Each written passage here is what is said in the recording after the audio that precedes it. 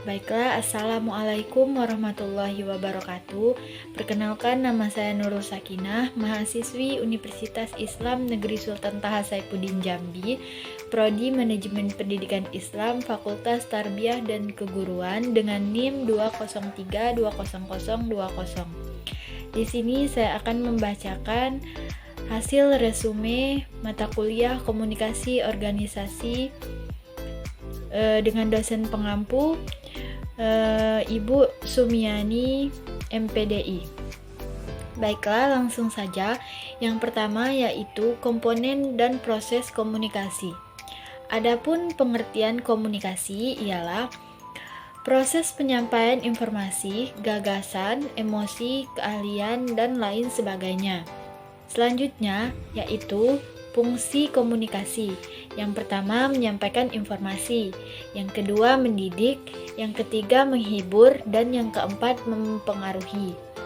Adapun tujuan komunikasi, yang pertama yaitu menetapkan dan menyebarluaskan tujuan perusahaan.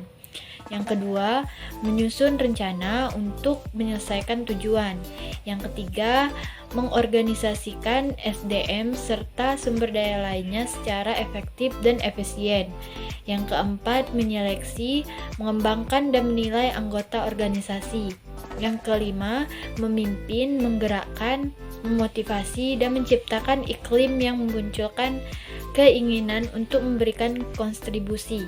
Yang keenam, mengendalikan prestasi. Adapun proses komunikasi yaitu ada dua. Yang pertama yaitu proses komunikasi secara primer, yaitu proses penyampaian atau perasaan seseorang kepada orang lain dengan menggunakan lambang sebagai media. Yang kedua yaitu proses komunikasi secara sekunder, yaitu lanjutan dari proses komunikasi primer di mana terdapat alat atau sarana sebagai media kedua setelah memakai lambang sebagai media pertama dalam penyampaian pesan oleh seseorang kepada orang lain. Selanjutnya yaitu model-model komunikasi. Adapun model-model komunikasi yaitu yang pertama model komunikasi mekanistik. Model komunikasi mekanistik terdiri dari one way communication dan two way communication. Selanjutnya yaitu model komunikasi psikologis. Model komunikasi psikologis menerangkan bahwa dalam proses komunikasi yang terlibat bukan hanya faktor fisik semata, tapi aspek psikologi setiap individu turut memegang peranan penting dalam proses komunikasi. Yang selanjutnya yaitu model komunikasi internasional. Dan yang terakhir yaitu model komunikasi pragmatik. Selanjutnya yaitu jenis-jenis komunikasi. Jenis-jenis komunikasi yang pertama yaitu komunikasi berdasarkan penyampaian. Di antaranya komunikasi verbal yaitu komunikasi secara lisan, yang kedua komunikasi nonverbal yaitu komunikasi secara tertulis. Yang kedua yaitu komunikasi berdasarkan perilaku. Yang pertama komunikasi formal, yang kedua komunikasi informal, dan yang ketiga komunikasi non-formal.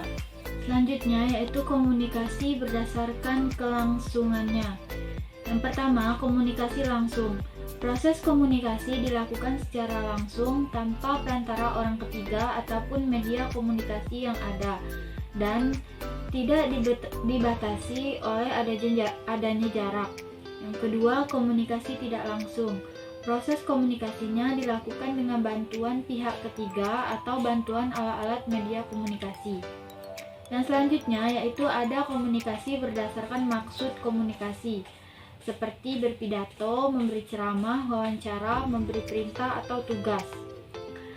Yang selanjutnya yaitu komunikasi berdasarkan ruang lingkup, yaitu komunikasi internal dan komunikasi eksternal. Yang selanjutnya yaitu komunikasi berdasarkan ruang lingkup, komunikasi perseorangan dan komunikasi kelompok. Selanjutnya komunikasi berdasarkan peran individu. Dalam komunikasi ini, peranan individu sangat mempengaruhi kesuksesan proses komunikasinya. Ada dua macam komunikasi berdasarkan individu. Di antaranya yaitu komunikasi antar individu dengan individu yang lain. Yang kedua, komunikasi antar individu dengan lingkungan yang lebih luas. Selanjutnya yaitu jenis-jenis komunikasi yang kedua. Jenis-jenis komunikasi yaitu komunikasi menurut bidang atau lingkungan kerja, seperti gaya komunikasi pasif, gaya komunikasi agresif, dan gaya komunikasi pasif agresif. Yang kedua, komunikasi menurut jumlah yang berkomunikasi, di antaranya komunikasi interpersonal dan komunikasi perseorangan. Selanjutnya, komunikasi menurut aliran komunikasi. Di antaranya komunikasi satu arah, komunikasi dua arah, komunikasi ke atas dan komunikasi ke bawah, serta komunikasi ke samping. Yang keempat, komunikasi menurut ruang lingkup, yaitu komunikasi internal dan komunikasi eksternal. Yang kelima, komunikasi menurut perilaku, yaitu komunikasi formal, informal, serta non-formal. Selanjutnya yaitu ada gaya-gaya komunikasi. Yaitu gaya komunikasi merupakan seperangkat perilaku antar pribadi yang terspesialisasi digunakan dalam suatu situasi tertentu. Adapun macam-macam gaya komunikasi yaitu yang pertama the controlling style, yaitu gaya komunikasi yang bersifat mengendali. Yang kedua yaitu the equalitarian style, yaitu gaya komunikasi penyebaran pesan-pesan verbal secara lisan maupun tertulis yang bersifat dua arah. Yang ketiga yaitu the structuring, yaitu gaya komunikasi yang terstruktur. Yang keempat the dynamic style, yaitu gaya komunikasi yang dinamis. Yang kelima the relegation style, atau gaya komunikasi yang mencerminkan kesediaan untuk menerima saran, pendapat, ataupun gagasan orang lain. Yang keenam ada the withdrawal style, atau gaya penarikan. Selanjutnya yaitu teknik-teknik komunikasi. Adapun teknik komunikasi adalah suatu cara yang digunakan dalam berkomunikasi. Adapun macam-macam teknik komunikasi menurut Effendi ialah yang pertama, teknik komunikasi informal, yaitu teknik penyampaian pesan atau informasi kepada seseorang atau sejumlah orang mengenai hal-hal yang baru diketahuinya. Yang kedua, teknik komunikasi persuasif, yaitu komunikasi yang bertujuan untuk mengubah atau mengaruhi kepercayaan, sikap dan perilaku seseorang sehingga bertindak sesuai dengan apa yang diharapkan oleh komunikator.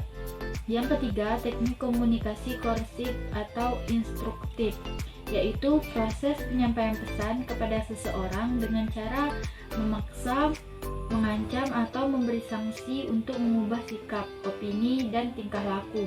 Yang keempat, itu ada teknik komunikasi dialogis, yaitu proses penyampaian pesan antar personal antara satu orang dengan orang lain yang menunjukkan adanya interaksi. Selanjutnya yaitu ada media komunikasi.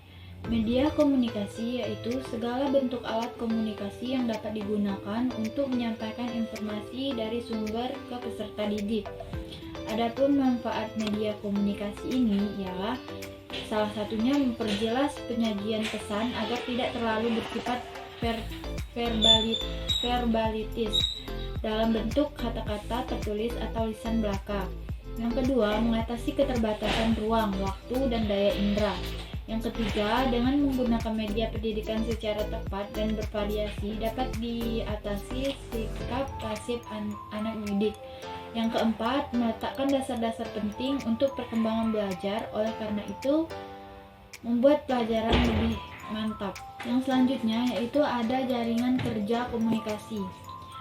Adapun pengertian jaringan kerja komunikasi yaitu suatu pola yang teratur dari hubungan antar individu yang dapat diidentifikasikan sebagai pertukaran informasi yang dialami seseorang di dalam sistem sosialnya. Adapun jenis-jenis jaringan komunikasi ini yaitu ada komunikasi sinkron chat, yaitu komunikasi yang dilakukan dengan cara bertukar pesan melalui tulisan kepada lawan bicara. Yang kedua, komunikasi sinkron call, yaitu komunikasi yang dilakukan dengan berbicara layaknya komunikasi langsung, hanya saja dilakukan dengan media yang terhubung di internet. Yang ketiga, yaitu komunikasi sinkron video call, yaitu komunikasi yang dilakukan dengan panggilan video. Yang keempat, komunikasi asinkron chat, yaitu komunikasi yang dilakukan dengan cara pesan singkat memakai platform yang ada. Yang kelima, yaitu komunikasi asinkron video, yaitu komunikasi yang dilakukan menggunakan fitur video, hanya saja dengan cara merekamnya sehingga lawan bicara dapat mengetahui kondisi pengirim pesan dengan cara memutar hasil rekaman. Yang selanjutnya yaitu ada komunikasi kelompok, yaitu komunikasi yang dilakukan secara berkelompok atau dalam sebuah grup yang terdapat individu di dalamnya. Yang selanjutnya yaitu komunikasi jaringan kerja, di mana komunikasi tersebut merupakan komunikasi yang dilakukan menggunakan jaringan kerja yang telah ditetapkan oleh perusahaan tersebut. Selanjutnya, komunikasi formal, yaitu komunikasi yang dilakukan secara resmi atau formal. Yang kesembilan, komunikasi informal, yaitu komunikasi yang dilakukan secara informal atau tidak resmi. Yang ke-10 atau yang terakhir yaitu komunikasi non formal, yaitu komunikasi yang bisa dilakukan secara formal maupun informal, secara resmi maupun tidak resmi. Selanjutnya yaitu komunikasi organisasi pendidikan. Adapun pengertian komunikasi organisasi pendidikan adalah kata komunis berasal dari bahasa Latin atau communis, yang berarti membuat kebersamaan atau membangun kebersamaan antara dua orang atau lebih. Akar katanya komunis adalah komuniko, yang artinya berbagai. Dalam literatur lain disebutkan komunikasi juga berasal dari kata communication atau communicator, yang berarti membuat sama, to make common.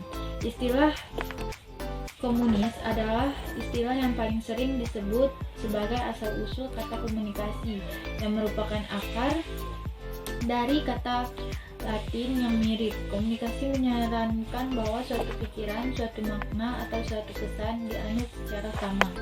Selanjutnya yaitu komunikasi internal. Komunikasi internal adalah komunikasi yang terjadi di dalam sekolah, yakni antara kepala sekolah dengan guru, antara kepala sekolah dengan siswa, antara guru dengan guru, antara guru dengan tata usaha, dan lain sebagainya. Selanjutnya yaitu komunikasi eksternal. Komunikasi eksternal adalah komunikasi yang terjadi di luar sekolah, yaitu komunikasi yang terjadi antara sekolah dengan masyarakat, yakni orang tua atau wali siswa dan masyarakat pada umumnya. Tujuan kerjasama sekolah dengan orang tua atau wali murid siswa adalah dengan dasar kesamaan tanggung jawab dan kesamaan tujuan.